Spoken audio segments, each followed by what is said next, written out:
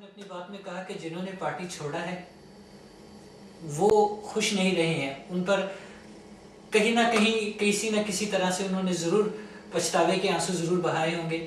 اس سلسلے میں ایک عرض کروں آپ سے کہ پاکستان پیپلز پارٹی کی تاریخ ہے، جیسا کہ ملک صاحب نے فرمایا ہے، جس نے پارٹی چھوڑی اس کو پچھلے دنوں بھی کچھ لوگوں کو وارننگ دی گئی تھی، وہ زیرو ہو گئے۔ اس کے بعد وہ ایگزسٹ نہیں کر سکے۔ مصطفیٰ جتوئی، مصطفیٰ کھر اور یہ تھے پشاور والے کون تھے وہ شیر پاؤ، تو جن اکابرین کو جو کہ بڑے نیشنل لیول کے لیڈر تھے، لیکن پڑھنے والا کیا نام تھا اس کا، وہ بھی پیپل پارٹی میں جو ڈکٹیٹر کے زمانے میں ہمیشہ شکیں پڑھتا رہتا تھا، ہاں کیا نام تھا جی ان کا، کیا تھا شیر افغان صاحب۔ تو وہ جنہوں نے بھی پیپلز پارٹی کو چھوڑا ہے، اسی لیے لوگ خوفزدہ ہیں، آج بھی خوفزدہ ہیں، پیپلز پارٹی کو چھوڑتے ہوئے گھبراتے ہیں۔ جیسے کہ ابھی تو یہ قریشی صاحب نے بھی چھوڑی ہے، تو اب دیکھیں کیا آگے رنگ کھلاتی ہے یہ، لیکن یہ تاریخ ہے کہ پیپلز پارٹی کو ترک کرنے والے زیرو ہو گئے ہیں، ان کی کوئی پولیٹکس یا پولیٹیکل اچیومنٹ نہیں۔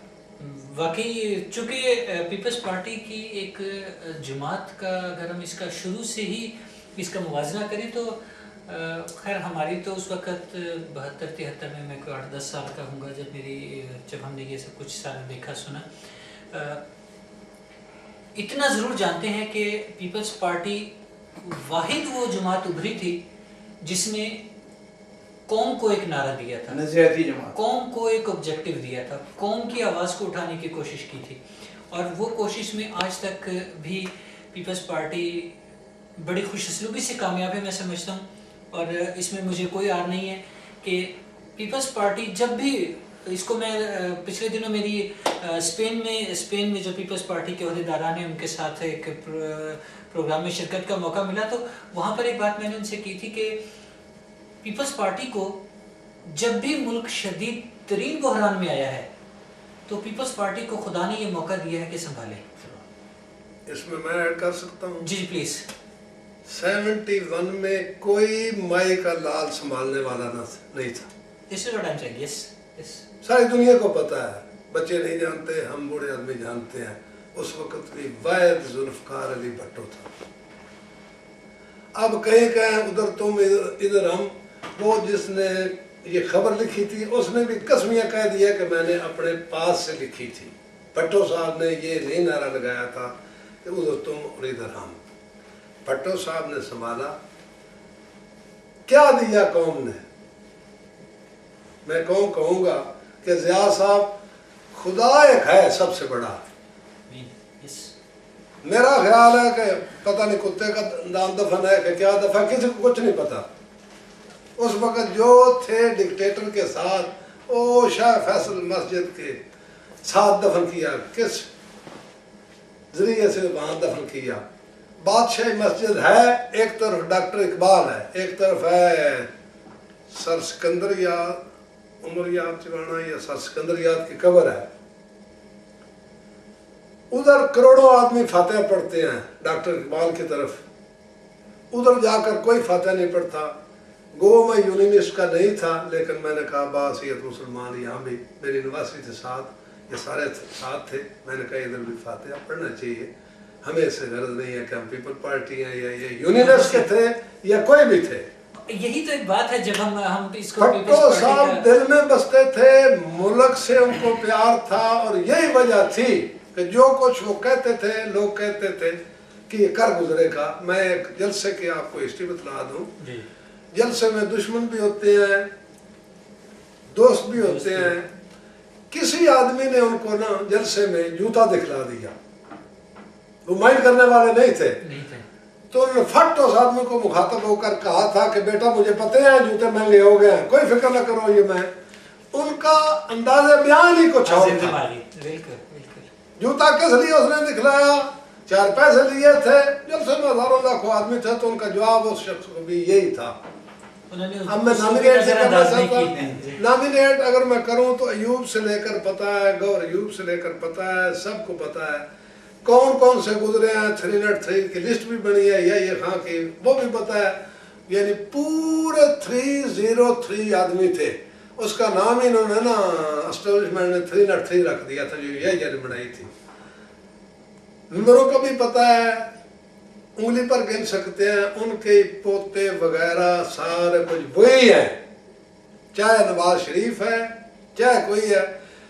मुझे एक दिन बड़ा दुख हुआ कि शेख रशीद साहब बैठे हुए हैं माशाअल्लाह, क्या वही, मैं क्रिटिसाइज नहीं करता ज़ाती तौर पर, लेकिन कभी कभी दुख होता है यार। डॉक्टर दानिश बैठा हुआ, दानिश साहब बैठे होते मादत के साथ, या शेख रशीद साहब थे, पूरा 1 घंटे का प्रोग्राम था।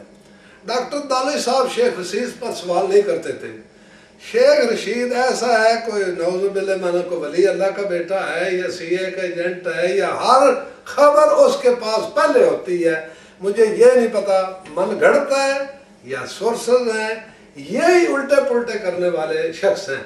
अगर इसकी वफादारी नवाज शरीफ के पास ही होती, 2 शख्स मैंने झूठे देखे हैं, एक शेख रशीद और एक सेंटर थे हमारे, मैं उनको नॉमिनेट नहीं करना चाहता। अगर झूठ बोलने से हुकूमत कायम रहती तो नवाज शरीफ की हुकूमत कभी न जाती।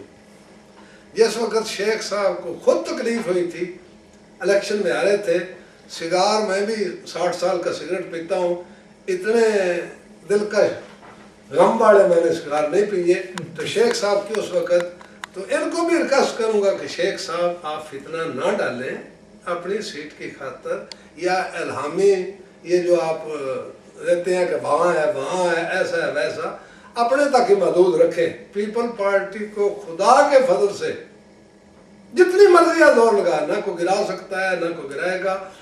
ये भट्टो हमारे दिल में बसता है, मोहतरमा शहीद हमारे दिल में बसती है। हम या आने वाली नस्लें भी हैं, हम पीपल पार्टी में रहेंगे और उसी के लिए जान भी देंगे। मैं बूढ़ा हूँ, जहाँ मर्जी है बुलाए, मैं जान कुर्बान करने के लिए तैयार। तो चंद आदमी है जिन्होंने ये मौजूदा भी फितना उठाया हुआ है। आपके जज्बात की मलिक साहब कदर करते हैं। फिर वही कि हमारी बड़ी दुआ है कि खुदा आपको बहुत लंबी उम्र दे, आपके तजर्बात, आपका मुशाहिदा, आपकी रहनुमाई कौम को बहुत ज़रूरत है। भुट्टो साहब, शहीद जुल्फ़िकार अली भुट्टो साहब, बीबी, ये बहुत कामयाब लीडर गिने जाते हैं और जिसका इतराफ़ सिर्फ मैं ही नहीं, आलमी सतह पर पूरी दुनिया में किया जाता है। पाकिस्तान पीपल्स पार्टी की वो लीडरशिप और आज की लीडरशिप कहाँ देखते हैं? देखिए, पार्टी में डिफरेंस होते हैं, इख्तलाफात होते रहते हैं। अगर मोहतरमा जिंदा होती तो आज पाकिस्तान का नक्शे ये और होता। यकीनी बात। वो बोचन नाम था ना उसका, जिस वक्त वो आया था पेशावर के जलसे के बाद बीबी यकदम बदल गई थी। अब मैं खुले ऐलान कहता हूँ कि अमेरिकन या फैशन को सुनने के लिए वो तैयार नहीं थी। उसने कहा कि एक मुसलमान का खून कर रहा है, ये बंद हो, और ये टेररिस्ट अटैक वगैरह है, ये बंद हो जाने थे। अगर बीबी जिंदा, पाकिस्तान का नक्शे कुछ और होता।